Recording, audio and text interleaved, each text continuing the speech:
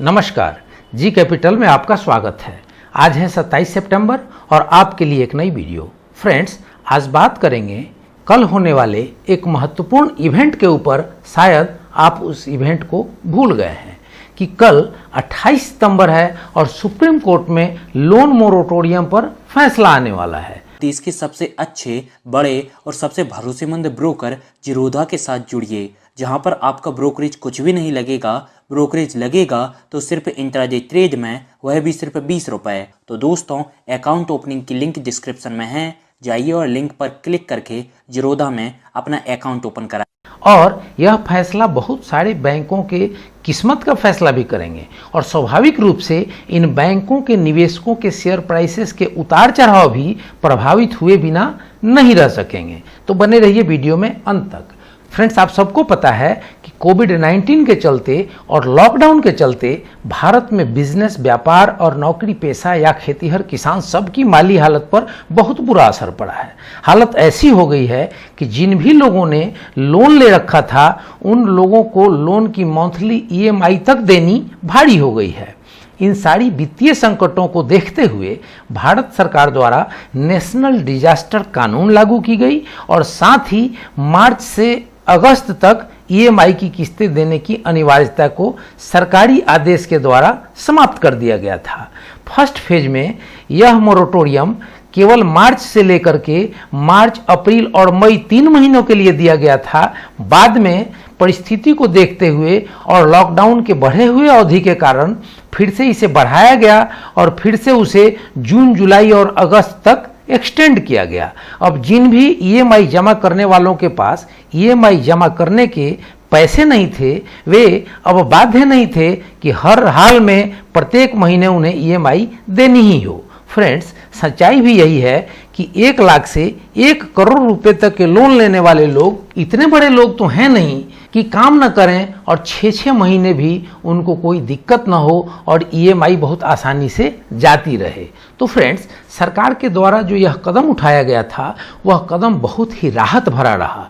किंतु अगस्त महीने में जब अनलॉक शुरू हुआ, जब लॉकडाउन खुलना शुरू हो गया, तो बैंकों ने अपने मूलधन पर ब्याज ही नहीं जोड़ा, अपने ब्याज पर ब्याज लगाकर इंस्टॉलमेंट को ऐसे जोड़ना शुरू कर दिया जैसे उनके ग्राहक स्वेच्छा से डिफॉल्टर हो गए हों।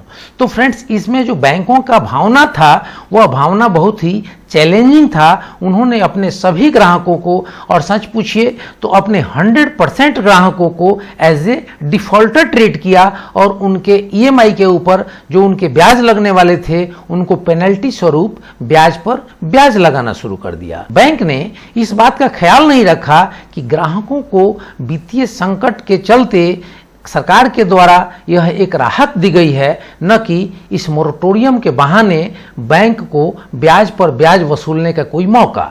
फ्रेंड्स, पिछली सुनवाई में बैंकों के वकील ने अपनी दलील दी थी कि बैंक भी अपने जमाकर्ताओं को ब्याज देते हैं, तो वह ब्याज की रकम कहां से आएगी और बैंक अपने जमाकर्ताओं को ब्याज कहां से दे पाएंगे। किंतु इस दलील को माननीय न्यायाधीश ने यह कहकर खारिज कर दिया था कि आप अपने जमाकर्ताओं को ब्याज देते हैं, न कि उनके ब्याज पर ब्याज देते हैं। दूसरी महत्वपूर्ण टिप्पणी यह थी कि आपकी NIM मतलब नेट इंटरेस्ट मार्जिन भी बहुत अधिक होती है। मतलब आप अपने जमाकर्ता को जिस दर से ब्याज देते हैं उसके कई गुना अधिक दरों पर अपने बोरोवर्स को लोन देते हैं। और तीसरी टिप्पणी यह थी कि कोविड-19 में बैंकों द्वारा ब्याज पर ब्याज वसूलने का कदम संकट के समय भी भारी मुनाफा वसूलने जैसा कदम लग रहा है।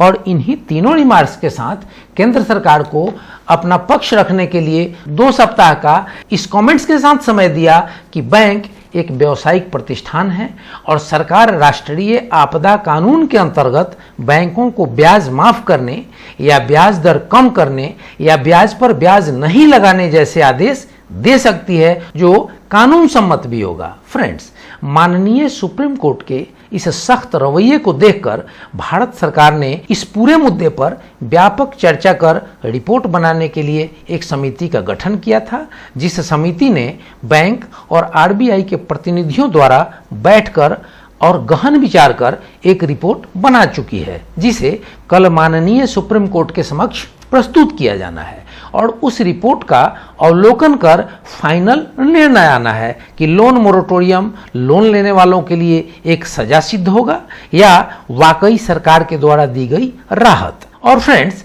इन सभी इवेंट के चलते कल के बाजार में बैंक्स के शेयर में अधिक हलचल या उठापटक देखने को मिल सकती है।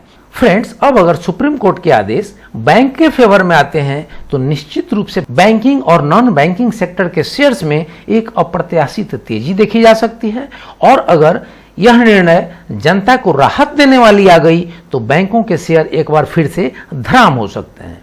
पिछले दिनों बैंक निफ्टी के बिहेवियर को देखेंगे, इसमें अच्छी तेजी देखी गई थी और आपने देखा था कि जो पिछला ट्रेडिंग सेशन था उसमें 2% से अधिक की तेजी बैंक निफ्टी में देखी गई थी।